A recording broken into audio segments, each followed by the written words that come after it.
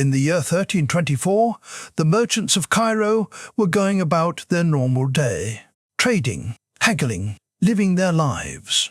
Gold was the backbone of their economy, stable, reliable, predictable. And then a king arrived from West Africa. He wasn't coming to invade, he wasn't coming to trade. He was coming to do something every Muslim is commanded to do at least once in their life. He was going on Hajj.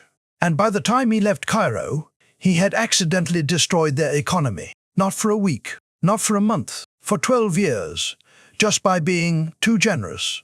This is the story of Mansa Musa, the richest human being who has ever lived, and the Hajj that accidentally rewrote the map of the known world. To understand what Mansa Musa did, you first need to understand where he came from. While Europe in the 1300s was struggling through famines, plagues, and endless feudal wars, the Mali Empire in West Africa was the wealthiest civilization on Earth. And the reason was simple. Mali sat on top of the world's largest deposits of two things the entire medieval world desperately needed: gold and salt. Salt was so valuable in the medieval world that people used it as currency. Soldiers were paid in it. Wars were fought over it. The word salary comes from the Latin word for salt. Mali had mountains of it.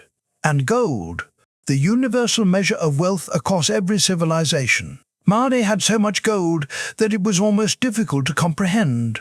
Historians estimate that at the peak of his reign, Mansa Musa controlled more than half of the world's entire supply of gold. More than half of all the gold in the world. One man. His estimated net worth in today's money ranges from $200 billion to $400 billion.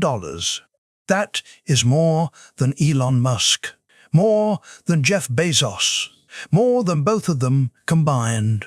Historians who study this question consistently conclude no human being in recorded history has ever been wealthier than Mansa Musa. He ruled the Mali Empire from around 1312 to 1337. He was a devout Muslim. He prayed 5 times a day. He fasted.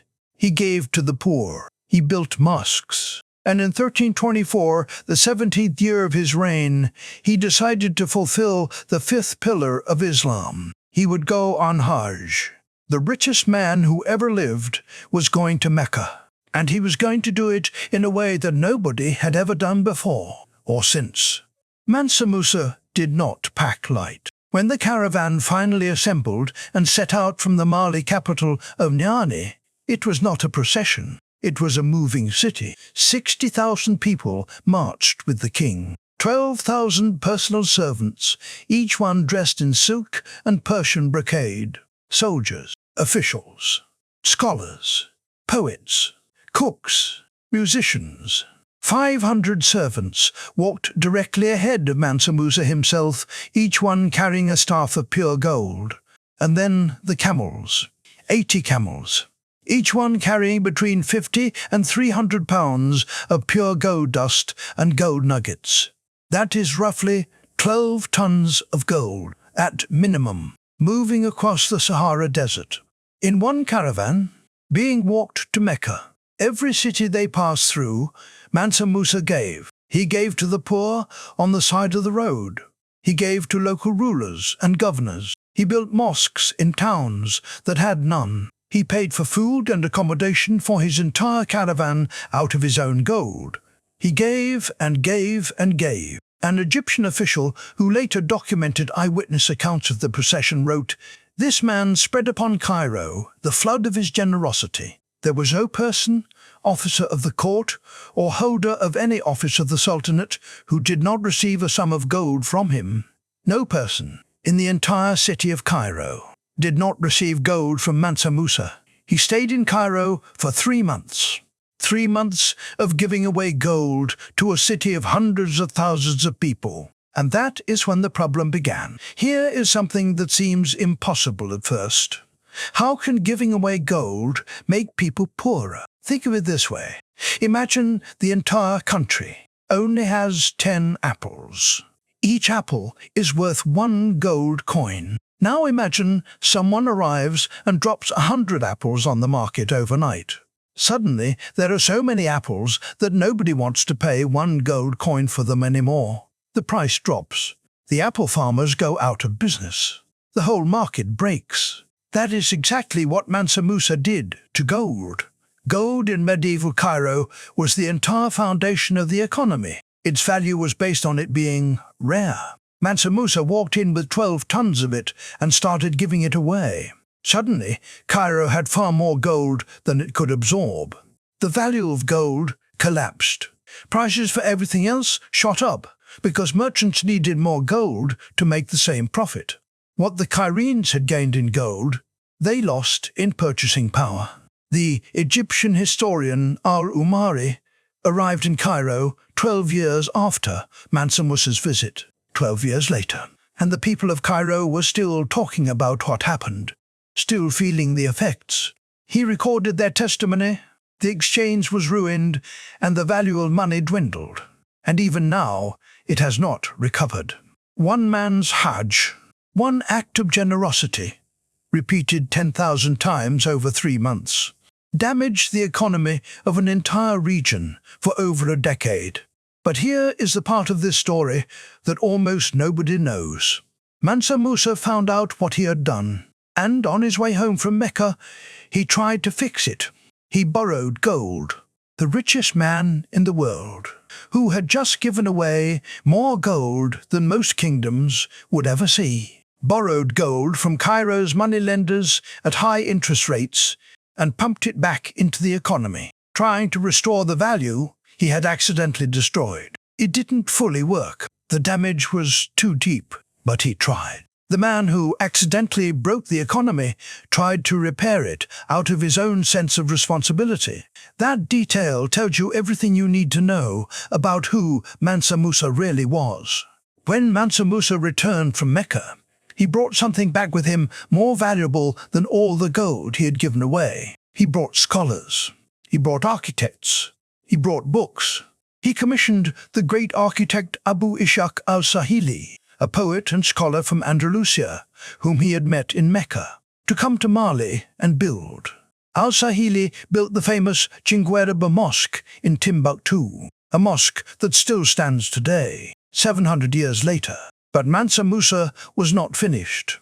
He transformed Timbuktu from a trading post into one of the greatest cities of learning in the medieval world. He built the Sankore University, which at its peak held 25,000 students, more than Oxford University had at the same time. Scholars came from across the Islamic world, from Egypt, from Persia, from Andalusia. They brought mathematics, astronomy, medicine, law, and literature.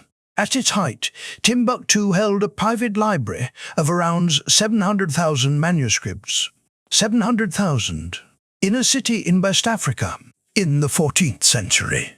In 1375, 50 years after his Hajj, European cartographers created what is known as the Catalan Atlas, the most detailed and accurate map of the known world ever produced at that time. In the center of West Africa, the map shows a figure, a black African king, seated on a golden throne, holding a golden orb, wearing a golden crown. The label beside him reads, and I want you to hear this clearly. This African lord is called Musa Mali. So abundant is the gold in his country that he is the richest and most noble king in all the land. A black Muslim African king, from a civilization that Europe had barely acknowledged existed, was placed at the center of the world's most important map. Because of a Hajj, Mansa Musa died around 1337. His empire did not long survive him. Within a generation, the Mali Empire began to fragment and decline. But what he built in those years after his Hajj, the mosques, the universities, the libraries, the manuscripts, that did not decline. The Sankore University produced scholars whose work influenced Islamic law and science for centuries. The Timbuktu manuscripts are still being restored and preserved today, hundreds of thousands of pages of knowledge that the world almost lost. And the lesson of Mansa Musa is not about wealth. It was never about the gold. The lesson is this: a man answered the call of Allah. He went on Hajj, and that single act of faith put his civilization on the map of the known world, brought the greatest scholars of the age to his doorstep, and built institutions of learning that outlasted his empire by 7 centuries. He did not set out to change the world. He set out to answer his Lord. And the world changed anyway.